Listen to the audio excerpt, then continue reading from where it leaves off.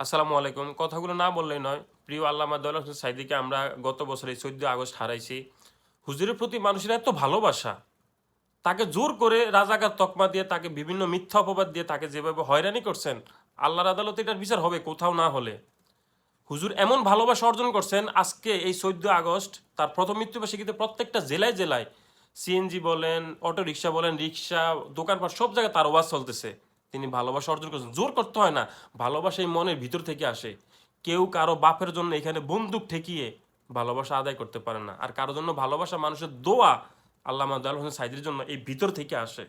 তৌহিদি জনতার এক সাইদি লুকান্তরে লক্ষ সাইদি ঘরে ঘরে তার জন্য দোয়া ভালোবাসা অবিরাম বাংলার জনগণের, তৌহিদি জনতার। মানে এখন বাংলাদেশের জনগণ কিন্তু এখন সচেতন। আপনি চাইলে তাদেরকে মিথ্যা কিছু দিয়ে গুজব ছড়িয়ে তাদেরকে বুঝাইতে পারবেন না। এমন জীবন করিবে গঠন, মরণে হাসিবি তুমি কাঁদিবে ভুবন। জাস্ট এটাই মাথা রাখবেন। ধন্যবাদ।